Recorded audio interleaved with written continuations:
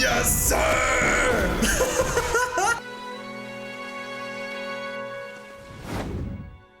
And that I look forward to winning back Republic City together. That is As literally... you wish, General Iroh. Alright, The Legend of Korra, episode 11. We're in the end game now. I reckon these next two episodes are going to be really good, wrapping up this whole AMON situation. I've got a feeling there's going to be some really character-defining stuff for Korra in these coming episodes, especially the finale. We're still yet to see any airbending or avatar state stuff from Korra. It's stuff she's been working towards with her bending and the spiritual side of things. And the thing I can't get out of my head is the last thing we saw at the end of last episode. General Iroh of the United Forces. That has got to be Zuko and May's child, and I'm pretty sure Zuko's voice actor as well. And the second we get some confirmation about any of that, it's just gonna be a lot. And I think it's just awesome. It's like, I don't need anything else, you know, from Zuko or that whole family in this show. They've given me all I need. But the biggest thing now for Korra is to be patient. That's been one of Tenzin's biggest teachings towards her, and I think that's going to really help her get to where she needs to be with airbending. But it's a tough situation that they're in right now. They just have to watch and wait, and there's all sorts of things going on, like Lin losing her bending last episode. Like I've said, I don't think that's going to last. I really hope Korra actually finds a way to give people their bending back, but we'll see. I'm going to find all of that out in the next two episodes, I reckon, so I'm going to go right into it now. Like and subscribe, check out the Patreon for early access and uncut watch-along versions of all of these Korra reactions if you're interested. And with all that being said, enjoy the video. Chapter 11, Skeletons in the Closet. Talk to me. It is a glorious day, my equalist brothers and sisters. Hey, yo. AMON has torn down the tyrannical bending government. Dude, they have actually taken over. And he has... No, I hate that. One day soon, bending will no longer exist, and we will live in a world where everyone is finally equal. This has got to be some of our homies, right? I'm not running from anyone. Let's go back up there and knock some heads. They'll never know what hit them. Relax. General Iroh's coming with an entire fleet of battleships. Yeah, he is. I hate this being patient stuff. Yeah. She is struggling with it. You two were gone a while. We were doing reconnaissance. Whatever. Welcome back. Oh, I remember this guy. Episode 1. My associates and I heartily oppose AMON's so-called equalist policies. We got benders and non-benders living together down here. Here we go. This is good. Can't sleep either? No, I have this awful pit in my stomach. Me too. A few months ago, I was in the South Pole practicing for my firebending test. And now I'm in the middle of an all-out war. It has happened very quickly, hasn't it? We didn't even know each other then. And now, I can't imagine my life without you in it. Damn. You're the most loyal, brave, and selfless person I've ever known. I think you're pretty incredible too, but you already knew that. Oh. Oh, uh-oh. This is... Should probably try to get some sleep. Yeah, look, I'm here for it, but there are things that need to happen before this at this point.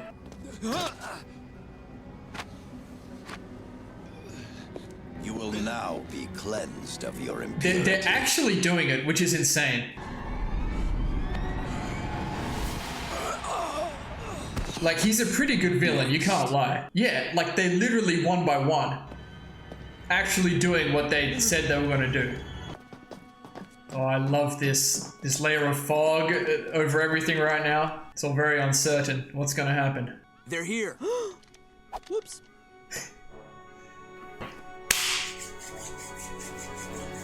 Show me him. Let me hear his voice again. AMON had to know we were coming. So why aren't we meeting any resistance? It's so crazy, man. I don't see any mecha tanks either. Okay, this is a... Yep. Under the water? Oh, no. Something's not right.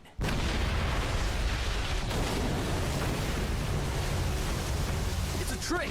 These ships look awesome with the dragons on them.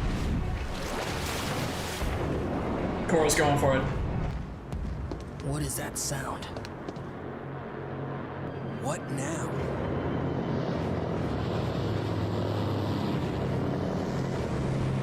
Oh, they got fighter planes. Where does Hiroshi find Yeah, I the was gonna time to say, keep inventing new Asami's evil father machines? is a big step up from airships. It's pretty cool though, man, seeing this in the Avatar universe. Oh, they've got bombs. It's pretty hectic, man. Oh, that's kind of cool. Abandoned ship. And Korra's just in the middle of all this. Like, that's gotta be scary. Dude, I swear people are just almost always dying in the show. Dude. Well, what have you got, General Iroh? We gotta have more than this. Oh, that's clean.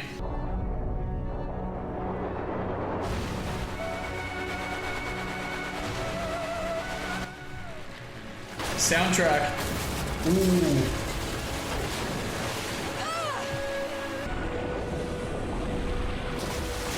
Okay, Korra. She's doing it.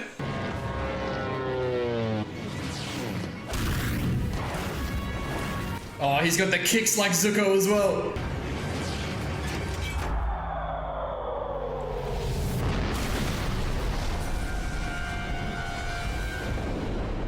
Hey, Korra, help this man. This man is very important. He's got a scar. It's all right. I've got you. Avatar Korra.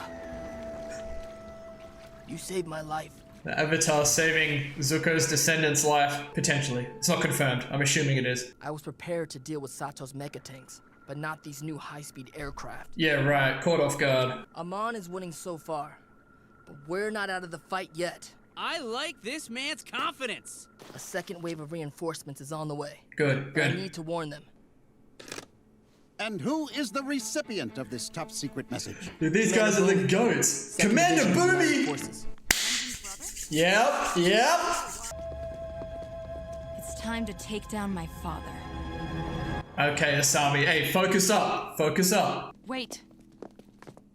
I'm sorry, but I'm not going with you tomorrow. What? I'm sick and tired of hiding from Amon. It's time I face him. That's not a good plan. We need to stick together. My gut's telling me it's time to end this.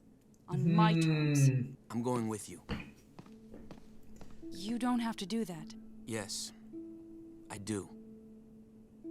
This might be the nail in the coffin for Asami. My grandfather would respect the Avatar's instinct. Yeah, who that? So Oh, will I. grandfather. Oh, that would make sense, time-wise. And that's a huge line as well. His grandfather, Zuko, would respect Aang's instincts too. Be careful. I will. Good luck. If you're going into the mountains, you should bring Naga. Aww. Take good care of Bolin for me. Asami, I'm sorry things got so messed up between us. But whatever happens today, I want you to know how much I care about you. I care about you too. I think that was good. That was good. Really tricky situation. But if that's their way of resolving that, I'm very happy with that. Good fortune and success to you, valiant heroes. This guy's a legend. What's his name? Oh, stop it. It's always cool, man. Oh, this reminds me of Katara and Zuko, man. Season 3. See, now this is not obviously being patient. Korra said her gut was telling her. We were just transferred. Well, you're getting transferred again. Amon wants extra security at the arena today. At the arena. The arena? For what? The rally.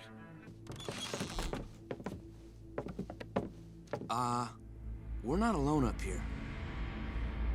It's TARLOCK. I don't suppose you're here to rescue me. This is juicy. I had no idea you were here. I'm the only one. And what makes you so special? I'm Amon's brother. Oh, I called it! Wait, so Amon is also Yakone's son? Amon is from the Northern Water Tribe. He's a waterbender and a bloodbender. He's a bender! What? That's why he could resist. How did your brother end up becoming Amon? It all began with my father. Oh, wait. He assumed a new identity and settled down in the Northern Water Tribe. Oh, okay. Oh, this is so juicy. Oh, she got little hair loopies, man. Before long, They started a family together. Amon was the firstborn, under the name Noatak. Noatak. Wait, they actually had a happy family. Those were the good years.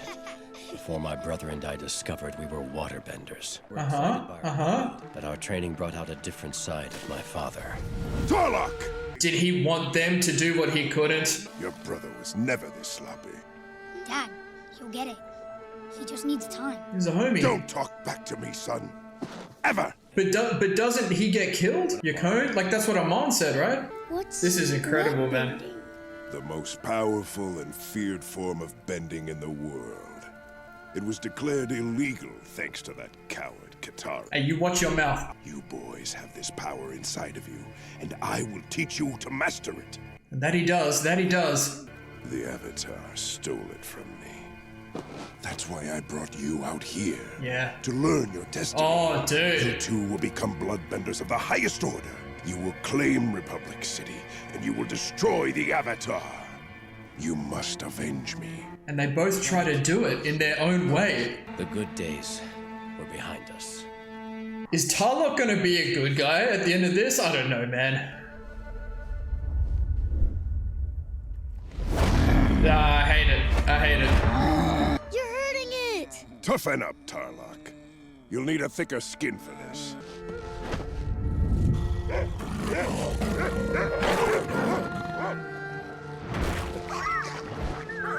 Dude, it's so uncomfortable, man.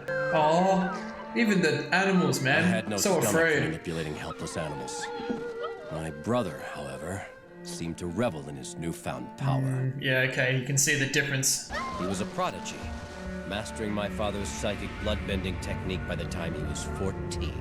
The prodigy child and the other child, the Azula and Zuko. Even though Noatak was my father's favorite, it wasn't any easier for him. He carried the burden of all Yakone's expectations and demands. Something changed in Noatak over the years. The loving brother I once knew became cold and detached. Our father pushed us to extremes. I'm thinking One about day, things. He made us bloodbend each other. Now, Yakone's just a demon.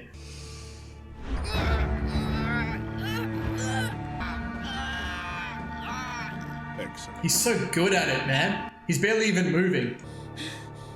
Tarlok, your turn. No. I won't do it. That felt awful. I don't want to do that to anyone. Yeah. I never want to bloodbend again. I'll teach you a lesson, you insubordinate.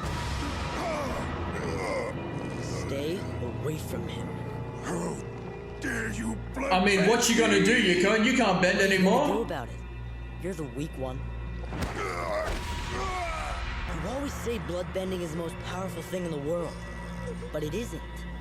The Avatar is. Facts. He took your bending away. What could be more powerful than that?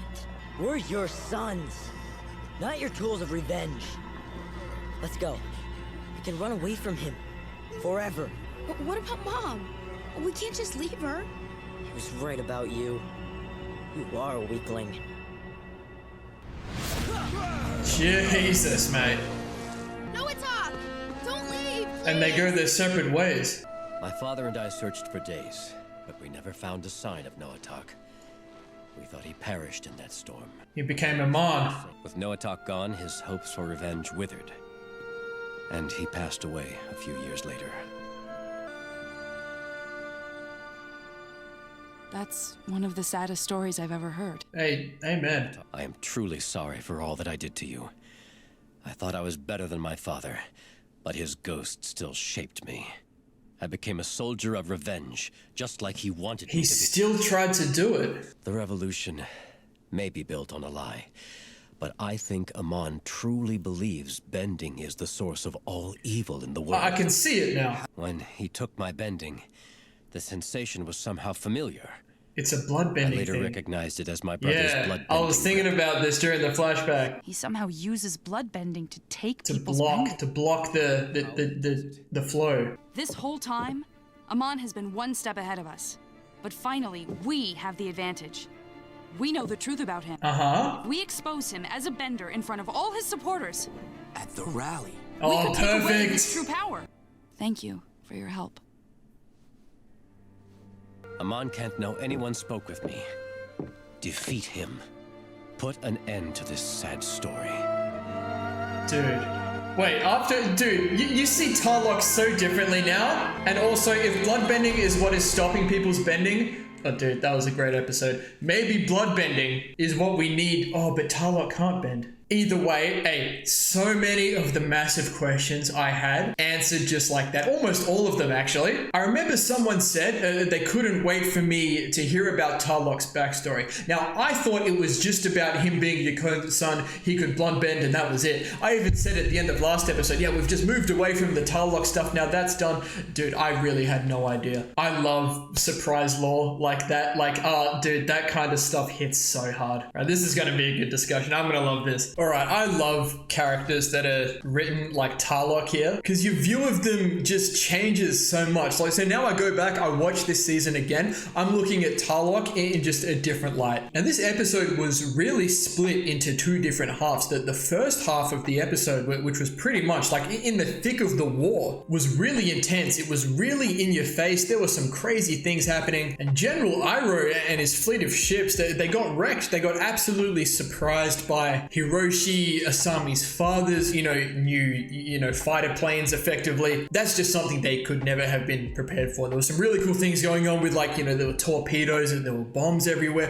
Korra was out there doing the best that she could. Like, she was in the mix. She did some really cool things as well. But I did find it pretty hilarious that after all that, like, we end up with General Iroh, like, down in the underground with us. Like he's the guy and he's just down here chilling with us. Like I really love that, and he's going to be heavily involved in this finale, I reckon. But like I said during the episode, Amon really is the guy. Like, he's a good villain. Like he's actually here doing everything he said he was going to do. He's taken over the city and he's just got benders lined up one by one, and he's taking away their bending, presumably with blood bending. And I imagine he's somehow found a way to block the chakra point, so the flow of the chi. But he's really doing it, man. But I threw it out there very briefly a few episodes ago, does Amon have a brother? Could TARLOCK be related? And I'm pretty sure I even threw out the idea of Amon being a bender himself. Like, it just made a lot of sense. Like, how else would he have, all of this power and be able to do these things? And I am 90% sure that he said he started going down this path because, a bender killed his father or both of his parents. It was something like that. It doesn't really matter because it was clearly just a lie made up to, fabricate the character of Amon and gain the trust and the followings of the Equalists. But this is what I was saying throughout the whole season. Where are the receipts? And TARLOCK has finally given them to us. But before I get onto that, I'll just cover the rest of what happened in the middle. So we're really building on the relationship of Korra and Mako.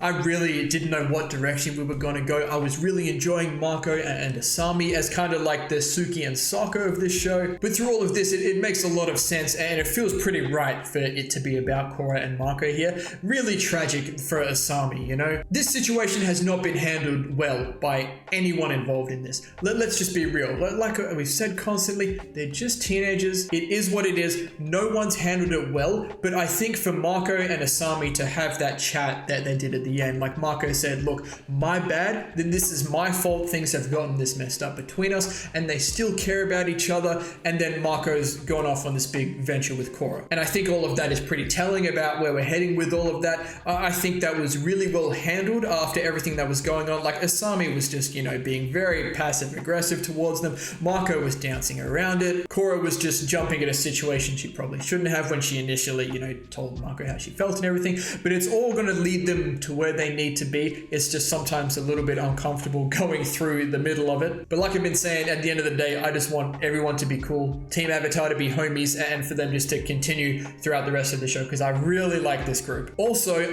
Commander Boomy, I was asking about Tenzin's siblings. I'm so down for this, and they were describing him exactly as, the Boomy that we used to know. It's going to be cool, man. It's going to be really cool. And of course, General Iroh, it seems to be Zuko's grandson, right? I got too excited and jumped the gun and forget, just how much time has passed. But that was a really cool line from the new General Iroh saying his grandfather would have trusted the Avatar's instincts. And that was a good situation in itself, because I was worried because Korra needs to be patient, but she has been, to her credit. They've been waiting, doing their thing, but now she feels like this is the time. You know, she's listening to herself. Her gut has told her, you know, now's the time to go and face Amon. Now's the time to stop hiding. And where has that led her and Mako? Right in front of TARLOCK. Now, I didn't really expect to see TARLOCK again, really, but going through the whole journey of his backstory was just such a treat. He's Amon's brother. Like, that was a bombshell by itself. And then that Amon is a bender, you know, like a bloodbender, just like TARLOCK. So Yakone's character is very interesting because they did look like a really happy family. And maybe it was when their bending manifested and Yakone looked at that, okay, I can teach them bloodbending and they can, you know, avenge me. Maybe that's when he changed.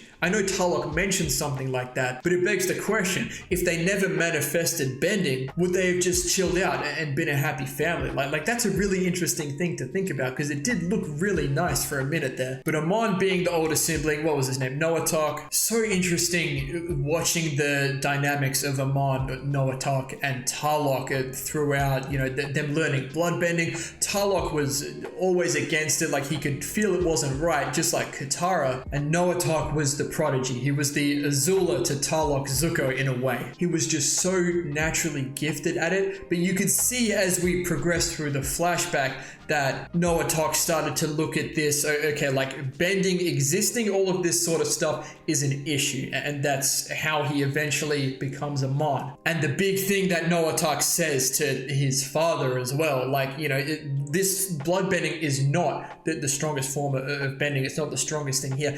It's the Avatar, because the Avatar can take people's bendings away. That's the strongest thing. And now Noatok has managed to, as Amon, do this in his own way. But it's so interesting that both of the brothers oppose Yakone in the end for slightly different reasons. Like TARLOCK just refused to bloodbend his brother, saying it was wrong, and Noatok defending TARLOCK when Yakone was really scolding him for it. So in their own ways, they both had, you know, some good values here and the right instincts, like this is wrong. But like TARLOCK says, Yakone's image still shaped them. Through all of his faults, Yakone was still probably their biggest role model, and it sent Amon, you know, on his path on trying to remove bending from the world. Like TARLOCK says, he believes Amon thinks bending is the source of all evil in the world, and it sends TARLOCK, you know, on his way as well. And it's crazy that TARLOCK still tries to take over Republic City, and he's still like repressing benders. Not nearly in the same way that Amon was, but it was kind of coming from the same founding principle, being Yakone. But I imagine the realization that Amon was his brother was what made TARLOCK kind of snap out of this a little bit.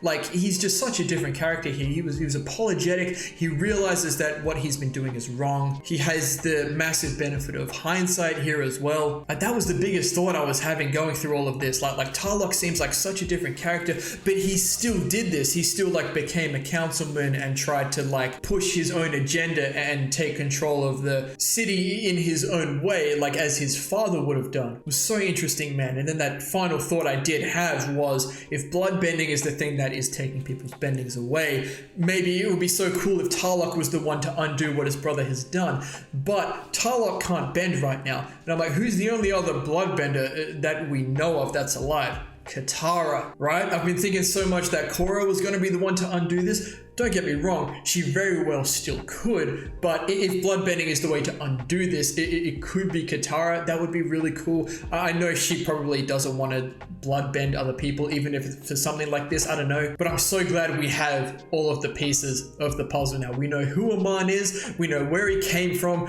we know how he's doing all of this, like all of the backstory, like everything is out there. And now it's just, how do we wrap all of this up in the last episode? And whatever they throw at me, I'm sure it's going to be great, because everything they've thrown at me so far has been really good. And I think it's perfect that Korra and Mako are planning to expose Amon as a bender at this rally in the arena, I believe, where a lot of this started. So I think that's really symbolic, full circle kind of thing. I'm really keen to see where all of this goes. So I'm going to leave this one here now. Thank you all so much for watching. If you enjoyed, please leave a like and subscribe to the channel if you want to see more. And as always, please continue to leave your comments and feedback down below. You know, I always appreciate it. We'll see you all in the next episode, the season 1 finale of The Legend of Korra.